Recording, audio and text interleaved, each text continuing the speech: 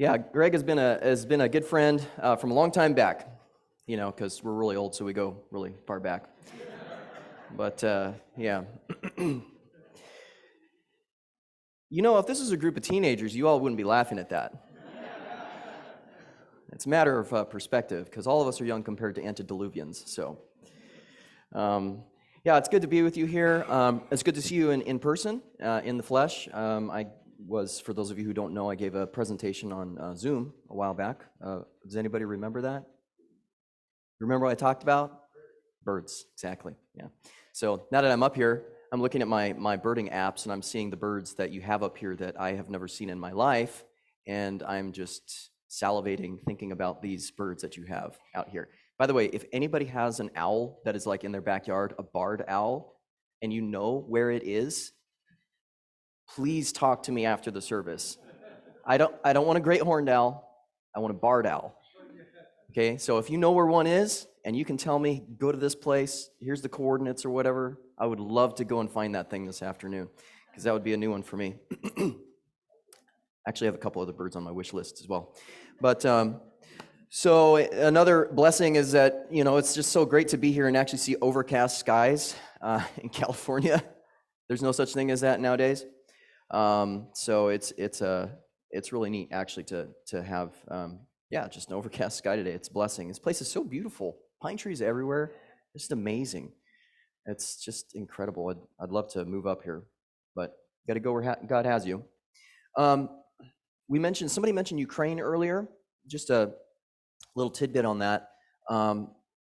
We have glow tracks that we created we translated into the Ukrainian language because we did a mission trip in Ukraine and distributed 2 million tracks there a few years ago.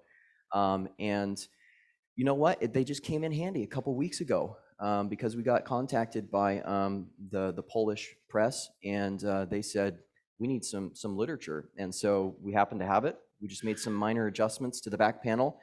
And we got funding to print 1 million tracks, and literally from the time we got them the files, 24 hours later, all 1 million tracks were printed in Poland, and less than 24 hours after that, all of them were spoken for. The Romanian Union, which is the largest union in terms of membership of Adventists in Europe, they took 300,000 of those tracks.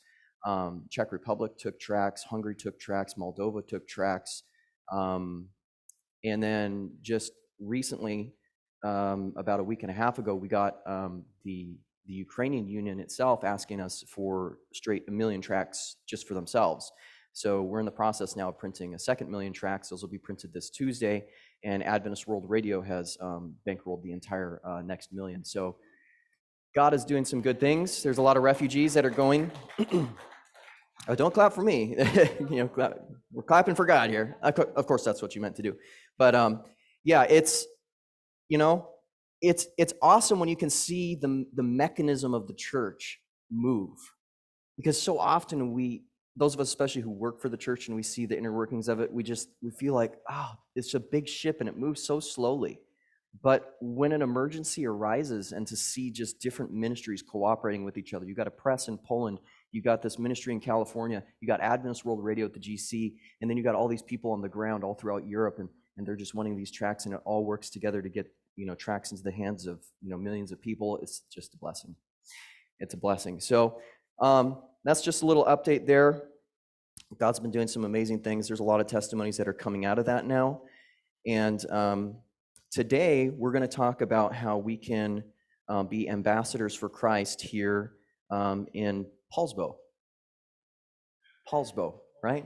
Paulsbo, did I pronounce that correctly? Okay. Ambassadors for Christ in Paulsbo. So let's go ahead and have a word of prayer one more time, and then we'll get right into our presentation. Father, thank you that we can be together just now. Lord, I pray that you'd help me during this amount of time to cover a lot of material. May this be something that's inspirational, but not just inspirational in the fact of, that was a nice sermon.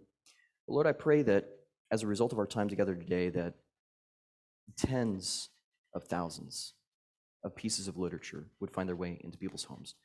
And I pray, Lord, that all of us here would have become stronger in just one more method, more comfortable in one more method of witnessing for you. And we pray for these things in your name. Amen. So the presentation I have this morning is not quite a sermon, a regular sermon, and it's not, I wouldn't say it's a seminar either, so we'll blend them together and call it a serminar. It's kind of a blend of the two. And I'll start out by just showing you some slides here. I'm on that side. Is that where the slides are? Okay. That's my family. My wife is in the middle. Her name is Ina, I-N-A. Not Ina, but Ina. And then that's our kid, Emma, Ina and Emma. And Emma is 7, and she's going to the elementary school at Weimar. And my wife is older than 7, and she is from Germany, actually. She was born in Kazakhstan, but moved to Germany when she was 3, so she speaks fluent Russian and German, some Norwegian, because she went to Bible college in Norway, and that's where I met her, because I was giving some seminars in Sweden back in 2010 or 9, and we met, and I saw her, and it was game over. I knew I had to marry her, and yeah, so it's exciting. So that's my family. And for those of you who didn't know already, hopefully this slide clicker will work here. Let's go to the next one. There we go. I like taking pictures of birds, and I like finding them, as is already mentioned. That's a picture I took down in Costa Rica. Let's go to the next slide. It looks like this clicker is not functioning correctly, so maybe I can just tell you to change the slides unless we figure out some solution with this. So this is a quote I really like it. It's from Christian Service, and Mrs. White says, "A church must be a working church if it would be a living church." Isn't that true? How many of you have experienced that when you've had some opportunity to witness, you just feel so alive afterwards? You know, when I take church members out and we just go out and do outreach in the neighborhoods and a Sabbath afternoon, we come back and man, the testimonies are just the best, right? Hot, fresh out of the oven. You know, you just went out there and had a divine appointment. You come back and you tell people about it. You feel so excited. So it's really true. If you look in the sanctuary in the holy place, you have 3 articles which represent the word of God, prayer, and witnessing, right? So we are the light of the world, as the lampstands symbolize. And that's fueled by the Holy Spirit, which is symbolized by the oil.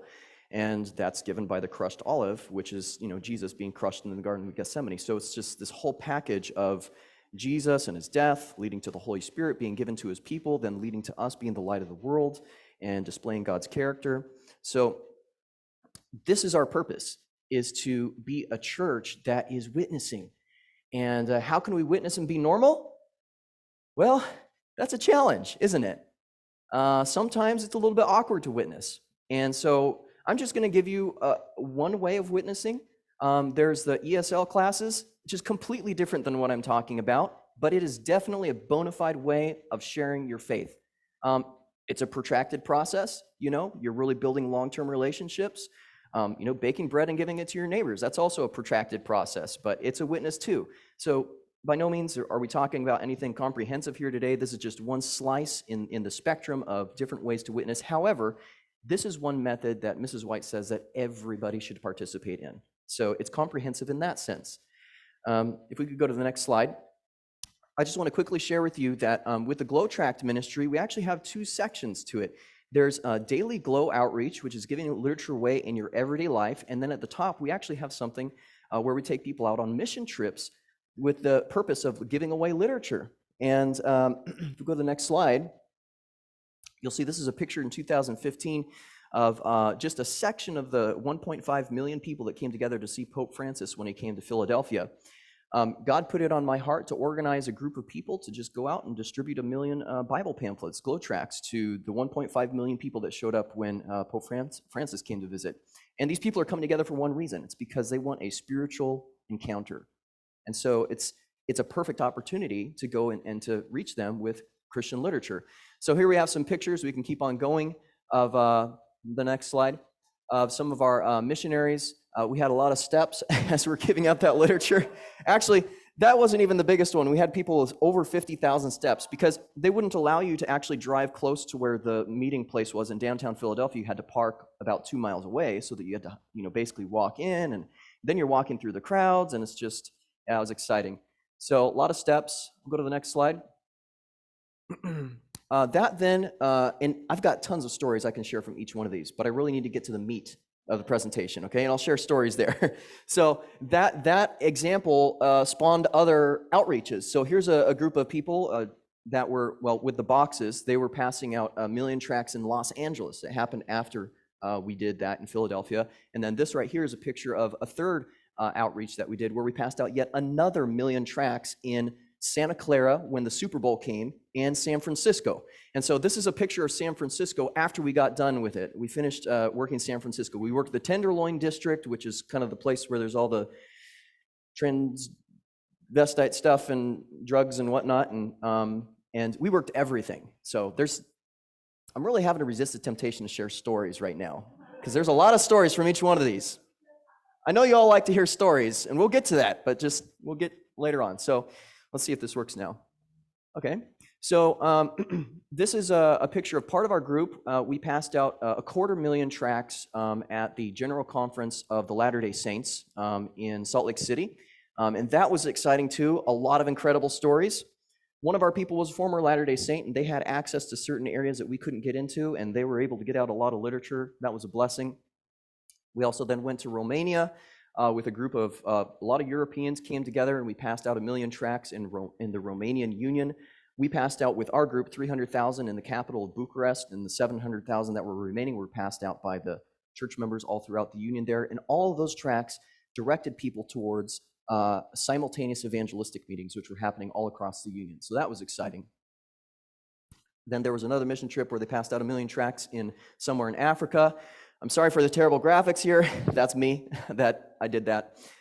These are some people who are giving away literature in MENA, Middle Eastern North Africa Union, in a country which is hostile towards Christianity. They passed out 100,000 glow tracts in Arabic glow tracts, and I didn't find out about it until they were done, and then they said something about it on Facebook. Some of these people were putting themselves in grave danger by doing what they were doing. So, yeah. You can see actually these are actual Arabic tracts. If you could get up close and see, they've translated our tracts into a lot of different languages, one of which is Arabic. And then the last picture I'll show you here in terms of mission trips is this is a group right here. This young lady is passing out tracts to these people. They're walking on the Strip in Las Vegas, and these people are actually headed towards that big concert where there was the massacre from that guy who was up in the hotel and he shot all those people. These people are getting tracts right before they walk into that scenario. Pretty incredible. So God had his people positioned there to give away literature, seeds of truth, just before people were about to die. So now what's happening in the future? This next month, in fact, on the 6th of April, I'm going to be flying down to Argentina. We're going to pass out another 1 million tracts there in conjunction with the Southern Argentinian Conference. And the majority of the tracts are going to be passed out by the church membership, but I'm going to take a small group of people down to the very southern tip of Argentina, which is, there's a map, and it's as far south as you can go in the world without going to Antarctica. And there are 3 small cities down there, and we're going to distribute 40,000 tracts because there's approximately 40,000 households in those 3 small towns. Ushuaia is the very bottom, and I've already been down there and scouted the territory and all that kind of stuff. But these tracts are not only going to teach people about the Bible, but they're going to direct people towards 28 simultaneous evangelistic meetings. So if you've been vaccinated and you want to come with us on this trip, we'd love to have you. Actually, we have a couple spots left.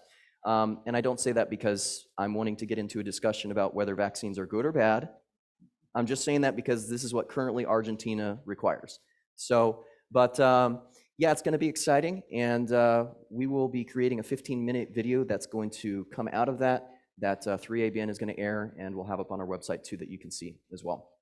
But if you're interested in more information and would like to maybe even go so far as to register for that mission trip, we have very, very, very little time.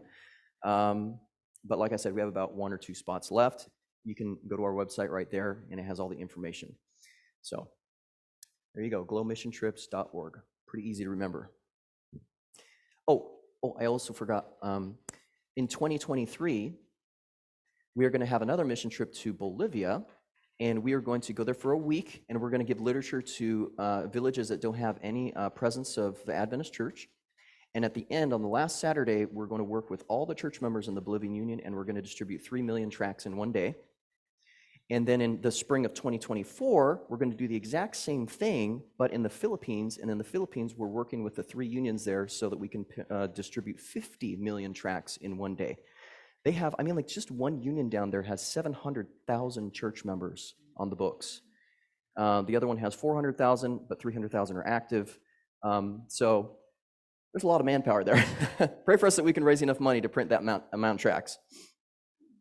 Okay, so having said all of that, here's some stats. 132 million tracts that we've printed since 2007 in 75 languages, and we're back to the pyramid. Now, I put mission trips up at the top of the pyramid because not everybody's going to go on a mission trip, right? You have to have the money, the time, the boldness to go and distribute literature like that. But at the base of the pyramid, we have the vast majority of the labor happening, which is daily distribution. And so that's what we're going to focus on for the rest of our time here is 12 different ideas for how you can give out literature in everyday life, and you can share your faith in a way that, for the most part, will still keep you normal in the eyes of people around you in Paulsbo, for the most part. So we're just going to focus on these 12. I gave a presentation like this for an hour and a half and then an hour and a half, so three hours total at the Wisconsin camp meeting, because I have that many methods that I could share with you on how to distribute literature and stories. But I'm not going to go for 3 hours, so we just distilled it down to the top 12. And these are methods that church members all over the United States and other countries have been using to give literature away in their daily life, so we can witness in our daily life. Ellen White says that there are golden opportunities that we have every day, and if we're keeping our eyes open, we can seize those opportunities to be a light for Christ. So without further ado, let's get right into it. We're going to talk about 12 different ways that we can share our faith and, for the most part, be normal ambassadors for Christ in Paulsbo. So I've broken them up into 4 categories. We have giving away literature when you're at stores, giving away literature when you're traveling, giving away literature when you're at home, and then the final category is just how to give literature directly to somebody. So let's look at stores first.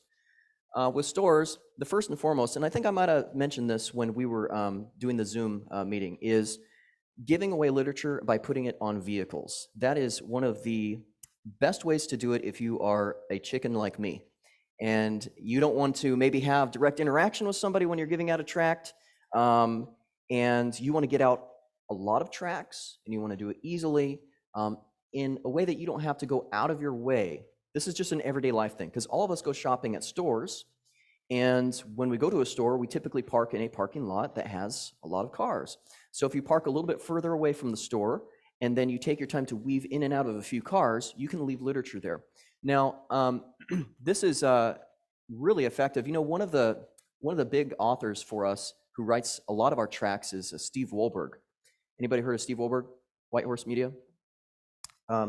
So he actually wrote in the other day, and he told us that he got glowed because he had his car in the parking lot and somebody stuck a tract on there. But the way that we do it, we don't put it under windshield wipers. We put it on the car door handles, because then people will definitely see it. They won't drive away with it. And then they also will almost be required to interact with that tract because they have to put their hand on the car door handle to open it up. Now, Teslas I haven't figured out yet, because they've got that flush kind of handle thing, so we'll have to figure that out later. But there's basically 2 kinds of car door handles. Sorry for the grainy picture here. But with this particular kind, and yes, I'm actually going to go into detail on this, you take your tract just like this. By the way, I don't know if you've seen this. This is a relatively new glow tract. It's called Israel and Bible Prophecy. We have about 50 different titles to pick from. We have children's tracts for kids to give to kids, for kids to read. We have waterproof tracts, so you'll be fine here in Washington or Hawaii when you're snorkeling. And we have not yet created fireproof tracts for California, but that's in the works. So what you do with these kind of car door handles where it pops out is you take your tract and you bend it like this, okay? Not until it's creased, but it just wants to spring back out, okay? And you just set it right there in the car door handle like this. And it wants to expand back out, so it holds itself. And if you want to kind of cheat and say that you got out more tracks than you really did, you could put 3 or 4 in one fold and then stick it in there. Now, if you practice this, you can get very, very, very good at this. I have gotten to the point where I can just have a stack of them in my pocket. It's kind of hard because I got my jacket and this device on me, but I can just walk through, and I can pull one out, fold it with one hand, and stick it in and keep walking. And then I'll just go around and I'll target the next car. I'll pull one out of my pocket. I'll fold it single-handedly and stick it in. It's very sneaky. What you want to do, though, is be sure that when you're walking up to the car, that you are assessing whether there is a person sitting in the car or not. It might not matter if you're really, really good at it and smooth. They might not notice, but it could create a slightly awkward conversation. And remember, we're trying to be ambassadors and be normal. So just keep that in mind. Now, the other kind of car door handles look like this, where you kind of have to reach in. The car door handle is flush. And with these ones, you take your track and you actually bend it the opposite way, like that. And then you tuck it up underneath. Now, this one's a little more technical.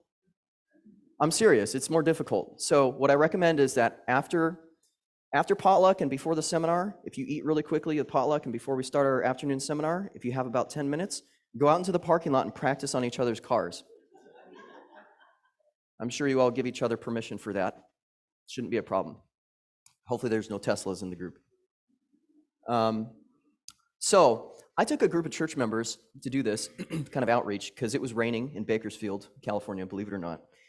And so we went to a multi-level parking garage at a mall because there's a roof. And so we started putting them on the cars. It was kind of dark.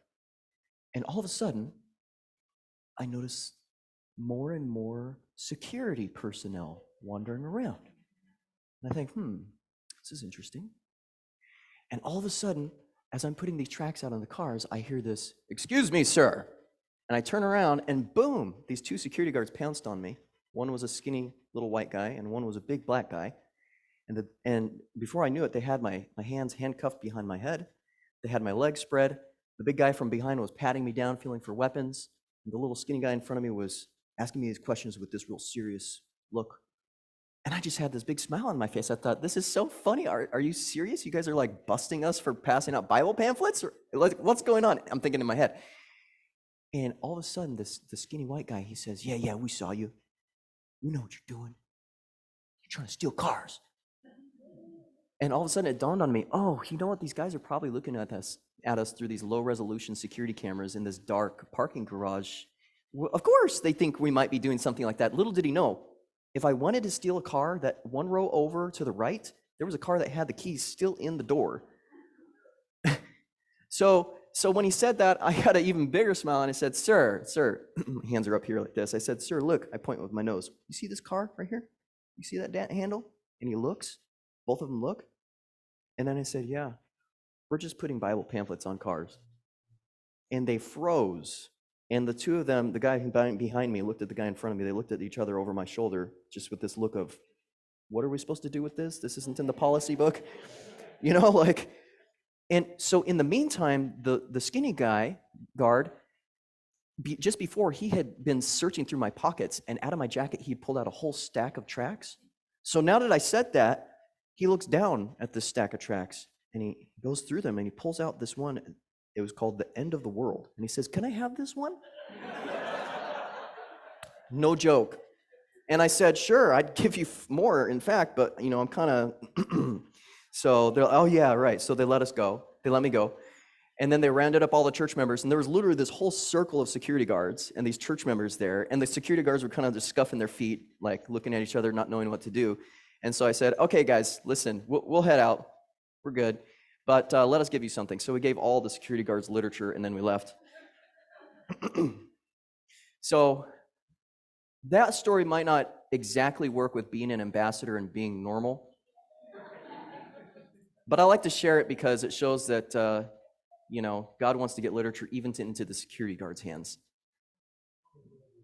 Yes, who wants to be normal anyway, right? We're supposed to be peculiar people. All right.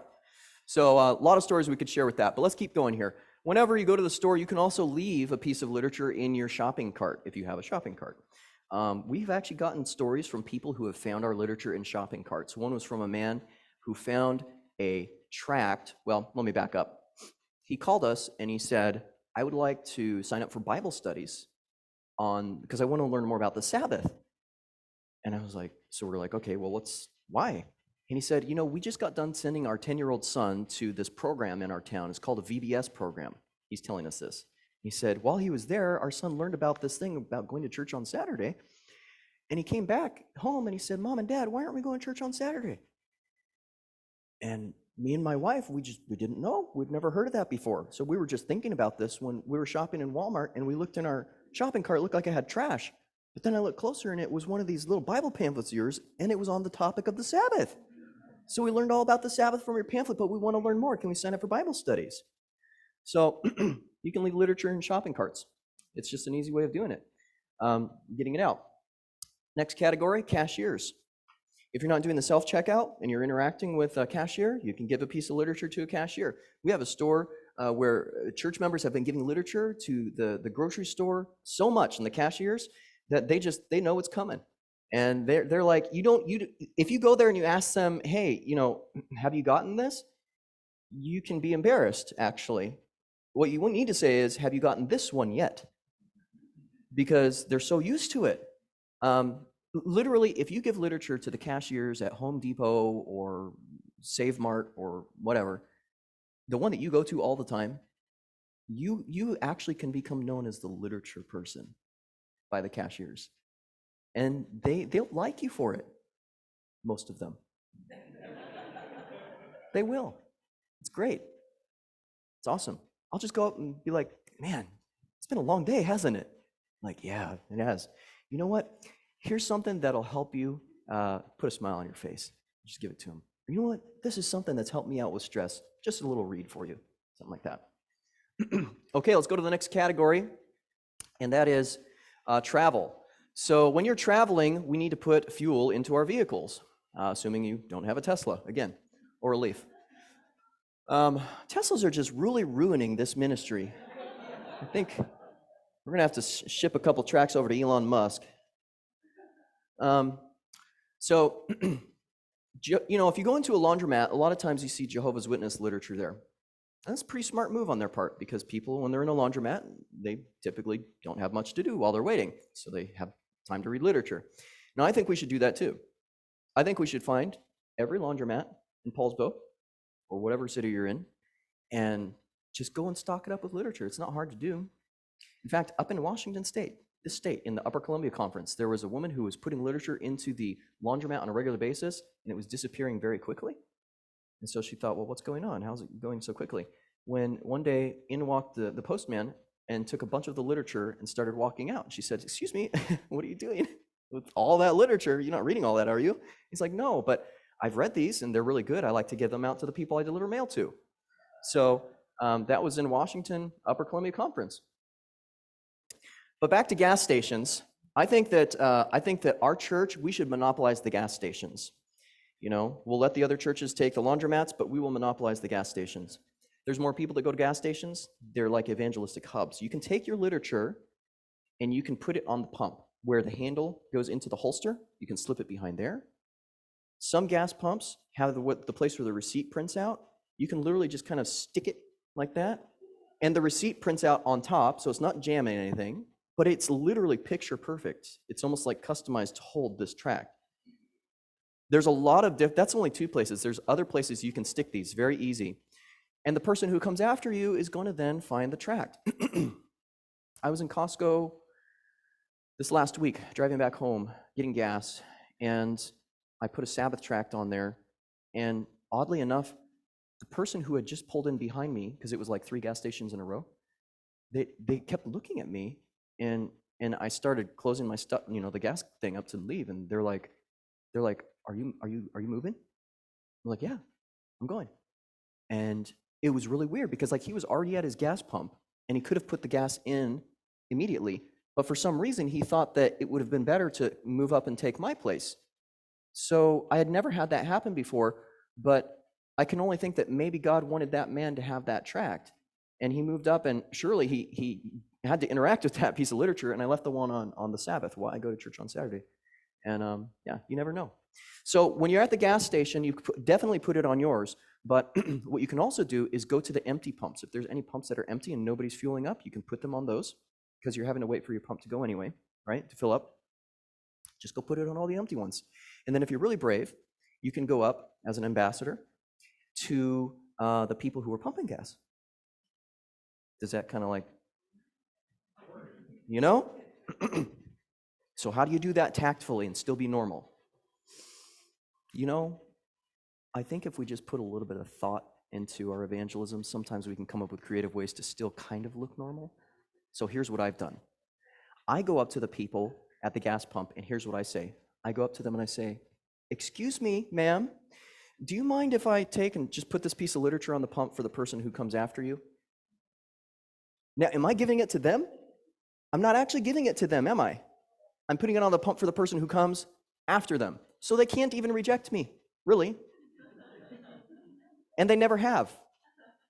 Because it's non-confrontational. You're just putting it on, that pump for somebody else. And 9 times out of 10, they'll get curious, and they'll either take it when you leave for themselves, or they'll ask you for another one so that they can have it. They'll be interested in it. You can be really tactful about these things. I was flying in a plane. Well, I'll share that story for later. So fuel. Can I share just one last story here? I'm looking at the clock and I'm seeing how fast time's going. No, I don't want to keep people late. I really like to be punctual, and I like to eat potluck too. So, excuse me.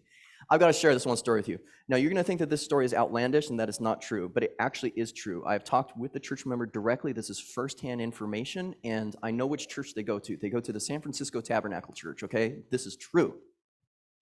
So this church member is a nurse. She goes into the hospital in San Francisco. She lives in San Francisco. She gets a call at night to go into work. She's going into work. She stops at a gas station to fill up. This is a gas station she normally stops at. And she has glow tracks on her because she's heard this presentation. And she goes in there, and there's like just 2 guys who are in there, and then the cashier. So she goes up to the cashier. She gives him the money. She says, she tries to give him money. I want this amount of money on pump number, whatever. And the guy, the cashier, he bends over and he whispers to her. He says, "Lady, you need to get out of here. You need to go." She's like, "What? No, I've got to go to work. I need gas." He's like, "No, you don't understand. Get out of here. Go." She's totally dismayed. She's like, "What's going on?" "Well, since I'm in here, I might as well make a little bit of use of my time, So she goes over to the other 2 guys that are in the gas pump in the station. She gives them tracks, and then she leaves. This is a Filipina, by the way. You knew it, didn't you? They're bold as lions. So she comes back a couple days later to the same gas station. She walks in to fill up. She sees the same gas attendant, or the cashier. She says, hey, what was the problem the other day? I'm the lady. Oh, yeah. He's like, "Hey, you know what? Lady, you saved my life." She's like, "What? What are you talking about?" He says, "Yeah, it's crazy. That night, I was being robbed. And those 2 guys who were in there, they were robbing me. They had a gun. And when you walked in and you gave them, I don't know what you gave them, some piece of paper or something, after you left, they started yelling at each other. 'Hey, man, what if other people come in the gas station too? We're going to get busted.' And then they ran out. Lady, you saved my life." And he said, "What did you give them? What is that stuff?" And she showed him, and he then took a whole stack of glow tracks and kept them at the his desk there so that he could give them out to customers when they would come in. San Francisco Tabernacle Filipino Church. You knew she was Filipino because you knew Tabernacle Church was a Filipino church? Yeah. All Filipinos stop robberies? Oh, okay.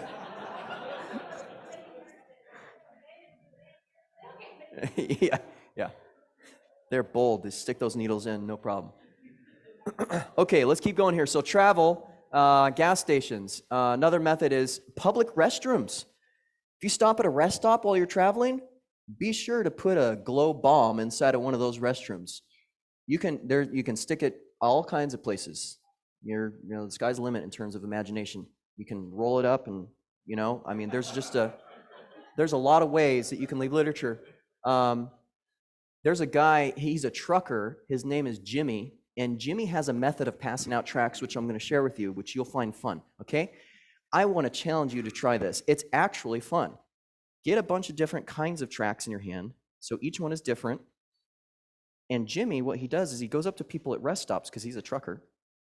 And he goes up to people, and he holds them out upside down, like a fan of cards. And he says, pick one. And they're like, you're not a normal ambassador for Christ. No, they don't really say that, but he says, pick one. And they play along. You can do this to your cashier too. And they pick one, and then it doesn't matter which one they pick. He says, you won. Your prize is you get to keep it. Or the prize is that he gives them the rest of the stack. An alternate version of doing this is to go up to people and just literally ask them. Have 3 different, I wouldn't do more than 3. Go up to them, and I've done this before. It works really great. Go up to your cashier, assuming they're not too busy, and be like, hey, I want to ask you a question. You see, these are 3 different pamphlets on different topics. This one right here talks about what happens after you die. This one talks about how to reverse diabetes. And this one talks about why natural disasters happen. Which one of those would be most interesting to you if you had the opportunity to read one? And they pick one. And then you say, okay, cool. Well, you can keep that. And they're happy. It's great because they actually told you what they wanted. And the one, we actually used to have a tract that had a picture of, it was on State of the Dead. And it was one of our more, I don't want to say morbid, but that's probably a good word of describing it, graphics. We had a picture of a person who was, you see their feet. If there's a person who's in a morgue and they've got a toe tag, you see the feet, right? And there's a heartbeat kind of indicator thing. You're looking at me like I'm really bad. I'm not on the graphics committee. Well, I am, but I'm not the majority vote. So anyway, I went up and did that to a young girl one time, and of all the tracks, she picked that one. She thought that was the most interesting, so. Let's keep on going here. So restrooms, a great place to give out literature. Oh, there was a woman who called in one time, and she left us a voicemail. She says, I was in the Walmart bathroom, and I found these little tracts here. She had an accent. And she's like, I just want to let you guys know, and she was laughing the whole time, this is the funniest way of sharing ever. And she says, you guys are doing a good job. You keep it up. And she says, I don't want any Bible studies, but keep it up. Click. A couple minutes later, she called back, and she left a second voicemail because we were out of the office at the time. And she said, you know what? I changed my mind. My grandbabies, they're not being taken to church. Can I sign up for Bible studies for each one of them? So she signed up for Bible studies for all of her grandkids. Okay, public transportation. When you're traveling, if you're ever riding in a bus, or if you're ever flying in an airplane, or you're taking an Uber or a taxi or something like that, great opportunity. I highly recommend airplanes. Airplanes, you can stick it in the magazine. If there's a magazine there, you can give it to your seatmates. They cannot escape you if you want to give them literature. Excuse me. And I was actually in an airport one time, and I hadn't had my devotions yet that day. So I found the chapel in the airport, and I sat down in the chapel, and I was just reading the Bible, and all of a sudden there was nobody in there, but then a whole group of people started coming in, and I recognized, oh, they're starting a service, and it was a Catholic service, and I thought, well, I'll just sit around and see how this goes. So the priest went up, and he began talking, and he said, everybody, we did not bring the Eucharist today. We didn't bring the Mass. But what we're going to do instead is we're going to share testimonies. So who wants to go first? And so people could stand up and share. Thank you. So I stood up and I shared as well. And I made sure that when I shared that I included biblical content in what I said, because I wanted the priest to know that I knew the Bible. And this was on purpose because of what I was going to do. So at the end of the service, people were milling around and talking and all that, and the priest was still on stage talking to people, and I went up on stage and I introduced myself to the priest, and I said, he said to me, oh, hey, you're that young man who gave that really great testimony. And I said, yeah, by the way, I've got something I think you'll like. So I gave him a glow tract. And you know what happened when I gave him that glow tract? He raised his hands, and he got the attention of everybody in that room. He said, everybody, excuse me. This young man right here, he just gave me a Bible pamphlet, and I want all of you guys to have it. This looks really good. And so he gave me permission, and he told everybody to wait so that I could give literature to everybody, which I did. And it was great. It was wonderful, wonderful opportunity to just give Christian literature to people. So when you're doing a public transportation, keep your eyes open for opportunities. Let's go to our next category. It's 15 past. I'm keeping an eye on the clock. I know you average 25 past to 30. So we're on target. Mail. You know, even when you're in the comfort of your home, you can mail literature to somebody. Do you have bills that you pay that you actually send a physical check in or cash? You can stick a piece of literature in there. Or if you get credit card offers and junk mail, they have those prepaid return envelopes on the inside. And that's free evangelism money right there. Either somebody's going to get baptized at that company or they're going to stop sending them to you. Either one is a good outcome. And yeah, so you can mail those out. We had a woman one time who had a tract mailed to her on the topic of the state of the dead, what happens after you die. And she was so impressed with it that she made a photocopy of that glow tract and she mailed it to her other friend. Her friend got this photocopy of the state of the dead tract, and she called the first friend back, and they had a conversation / Bible study on the phone about that topic. And then the woman who received the photocopy called the phone number on the back, got a hold of us at the office, and she said, if this is what you guys believe, I want to find the closest church. Speaking of state of the state of the dead tracts, there was a tract that was bought in California. It was taken all the way out to Cameroon, Africa, and it went through a couple hands and ended up in the hands of a Baptist pastor who was about to speak at a funeral.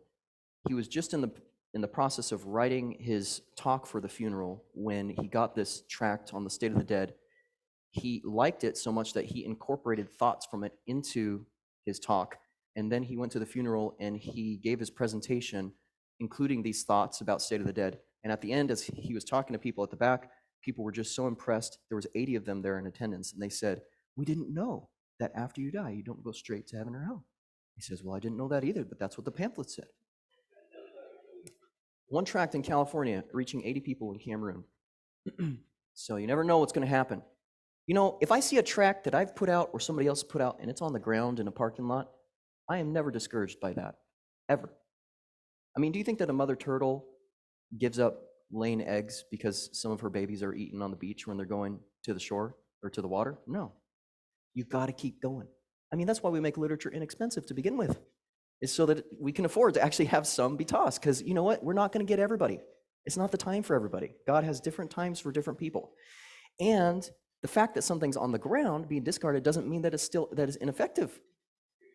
There was a guy up in Alaska who dropped a tract on the ground outside of a taco shop.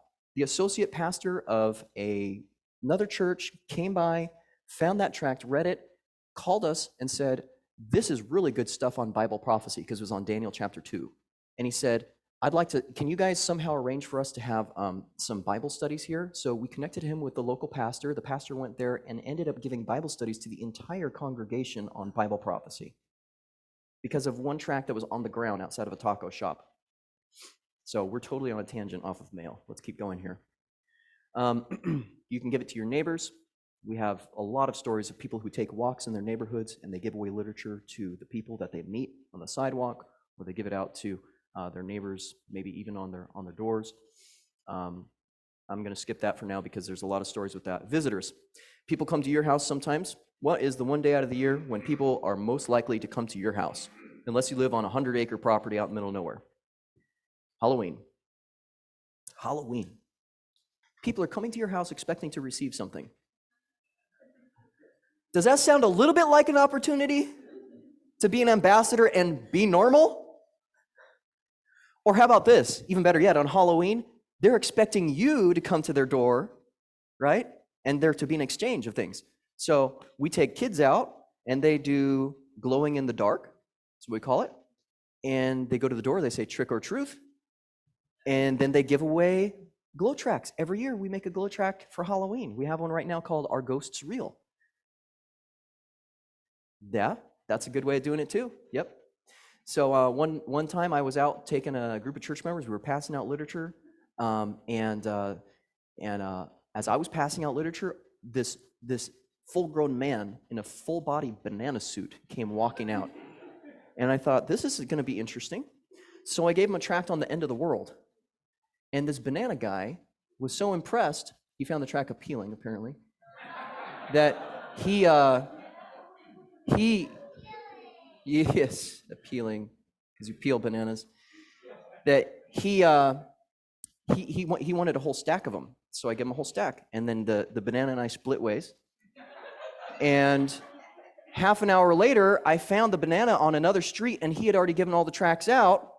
And so he took a whole another stack.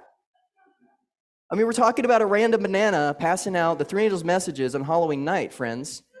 This is not an isolated story. When we pass out tracts on Halloween, we often get people who are not part of our group that want the tracts so that they can give them out. Just seize the day. I mean, they want you to come to their door. You can dress up in a suit and put a bike helmet on and, a tag that says elder something or whatever, and it'll look perfect. You can dress up like Moses or an angel, give away literature, take the kids out to do it. At a bare minimum, do not turn off your lights and hide behind the door and pretend like you're not there. Give them literature when they come. Give them literature. Okay, last category in our last 4 to 9 minutes. Giving tracts directly to people. So how can you give a tract directly to somebody? What are some ideas with that? Well, some people have gotten very creative, and I'm definitely not suggesting this for everybody, but you can actually wear shirts that will bring people to you to ask for tracts. We have a shirt, for example, with glow that says, "Ask me for a free Bible pamphlet." You just wear that shirt, and people come up to you and they ask for a Bible pamphlet, and they're not going to reject you if they're asking for a Bible pamphlet. So we have another one that says, "I'll give you $5 if you ask me for a Bible pamphlet, and I don't have one."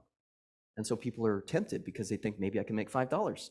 So they come and they ask you, and you better have $5, or you better have a tract, or you better have a change of shirt underneath. It works. It works. There was a group of young people. I'll throw this out to the young people here. There's a few of them. So when they all got together and they wore white shirts and they wrote something on it that says the following: "Take the tract to unfreeze me." And all of them went as a group with their tracts in their hands into Walmart. And they walked, and at periodic times they'd freeze. And there's this whole group of frozen people in Walmart. And then people would look at the kids and they would say, "What are they doing?" And then they would read their shirts, "Take the tract to unfreeze me." So they would take a tract out of a kid's hand, and then all of them keep on walking. Doesn't that sound like fun? It's a perfect outreach opportunity for people who are like engineers. It's not normal, but at least you're not directly giving it to somebody. They're taking it from you, right?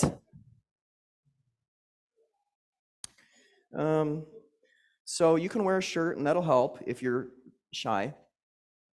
There's a lot of different ways that church members have gotten creative for giving out literature because they just don't want to do it a normal way, okay? So you're not alone. If you're afraid of giving out a piece of literature to share, you're not alone. I'm even afraid sometimes. It just depends on the context. And by the way, why are we talking about sharing literature? It's because of this. It's actually because we're so bad at witnessing sometimes that we share literature, because the literature does the witnessing for you.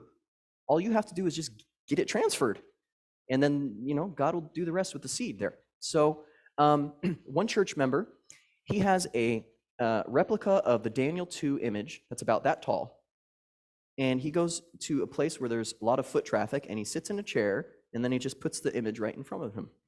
And people, when they walk by, they ask the question, which is natural, "Well, what is that?"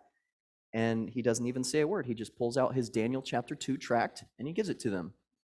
So that's one way of doing it. We have another church member that has a one-legged cockatoo, and he takes it for walks with him. And when kids and people come up to look at the cockatoo, then he has trained the cockatoo that he gives the cockatoo a tract, and then the tract is beaked out to the person.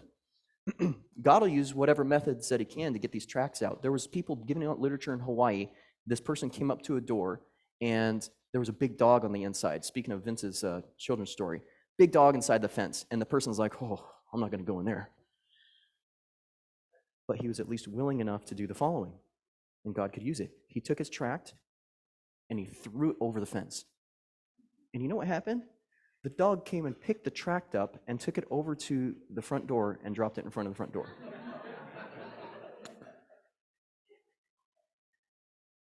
All we have to do is be willing. Okay, so let's keep on going. A lot of different miscellaneous ideas I could share, but how do you just give it regularly to people? Well, there's no right or wrong way to do that. I think, to me, the shorter the better.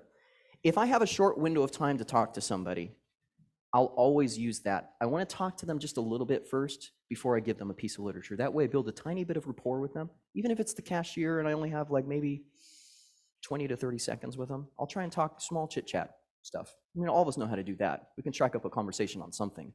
You know, oh, I like your blouse today, or oh, where'd you get that hat from, or whatever.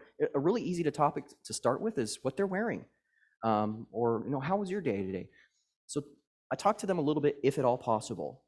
That way, I've built a little bit of a connection there, and then at the end, I'll just say something very generic. I have like a bunch of different things that I'll say, but they're always very short. I don't go into long explanations. I just say something simple like, here's a gift for you, or hey, you know what? I just like to give something to people as I'm heading out. Makes their day bright. Or here, check this out. Or here's another one. This is really good, because when you give a piece of literature to somebody, a lot of times, just to reduce the awkwardness, you need to come up with a rationale for giving it to them, right? So it could be an evangelistic rationale. Here's a Bible pamphlet to teach you about Jesus. You could say that. Or you could say something like this. Hey, check this out. This has some great offers on the back. You know, people understand that because maybe they think, well, he's giving me some commercial thing, or maybe he just likes me and wants to give me something free, you know? Because it does. If they visit the website on the back, they can get free Bible studies. They can get free literature, right? Hey, you know what? This is a really great website on the back, and you can get some free stuff. And by the way, this is a sample, right? So they can read it. Little things like that help. So I just keep it very simple when I give literature to people. Now, if I don't have any opportunity to talk to them at all, that's very rare. But if it is the case, then I say something like, hey, check this out. Hey, check it out. Hey, check it out. Or here's a little something for you. Something like that. When we were in the downtown Philadelphia area and there was 1.5 million people that we were giving out 1 million tracts to, you didn't have time to say anything. I just stood on my corner and there was vast amounts of people moving past me. I didn't say anything. I just, you know, gave it out. It was great. So the key is, well, let's read this here. Carry with you wherever you go a package of select tracts, which you can hand out as you have opportunity. Every day we have opportunities that we can give away literature, and it's a way to share our faith and still be somewhat normal. Now, will you get rejected sometimes? Absolutely. But you know what? The more you do it, the better you get at it. And the more you can read the situation and come up with ways so that you don't get rejected, and it makes it more palatable to the people. So the key, though, is we got to carry literature with us at all times. And B, we have to pray that God will lead us to divine appointments, okay? So my challenge to us in particular is, at the very end here, I just want to challenge you with these two things. Make a commitment to carry literature with you in your pocket and purses from here forward. Just carry literature with you. I don't know how many times I have gotten tased, so to speak, because I had a perfect divine appointment happen right in front of me, and I didn't have a tract. I didn't have a piece of literature. And if you're not equipped, then you can't be that much more of a blessing to the people. And B is pray. So stick the literature in your car so that you have it when you hop out of the car to go do errands, or you can put it by your exit door as well in your house. That's 2 tips for where you can leave literature, as well as obviously in your purse or your pocket or whatever. And then pray. Pray that God will lead you to divine appointments. And you know what? If you pray, God will lead you to those people. It happens. In fact, it's scary. If you carry literature with you and you pray that God will lead you to the divine appointments, but then you don't give it out, that actually can get scary, because God will arrange a way for that literature to get into that person's hands sometimes, even without your help. So I was in an airport line one time going through security check through, and I felt convicted because I had prayed, God, lead me to somebody to give literature to. I felt convicted to give it to the person behind me in line, in the security line. Ooh, awkward. What if I give it to them and then they say no? No! And everybody looks. You're a Christian and you're witnessing? No. So, being the chicken that I am, I didn't give it. And I went through the security scanner thing. I put my stuff in the bucket, and it gets scanned. And then when I went through the security scanner thing, I pulled my stuff back out. And as I pulled my jacket out, all of my glow tracks fell out of my pocket onto the ground. And the woman who I felt convicted to give it to, she walks through the scanner and she says, "A gift for you. What's that?" Because all of them said, "A gift for you." It couldn't have gotten any easier. Like, if I would have denied her a tract, it would have been more awkward than if I gave it to her. There was a woman who had tracts in her car, and she wasn't giving them out. And she was driving on the 101, what was it, the 101? On the 10 in LA. And she got into an accident on the freeway. Her car literally flipped on the side. All of her stuff was thrown out of the busted windows. All the traffic stopped behind her on the freeway. People came out and started helping her and picking up her stuff. And as somebody was helping her, like, some person picked up some of her glow tracks that had flown out of her car. And they came up to her and they said, "Hey, do you work for this thing called Glow?" "No." "Well, can I have this?" "Sure." So she got literature out right there on the freeway. Again, if you carry literature and you pray that God leads you to divine appointments, make sure you voluntarily give it out. That's all I'm going to say on that. All right, so let's have a word of prayer, and then we will sing our closing song.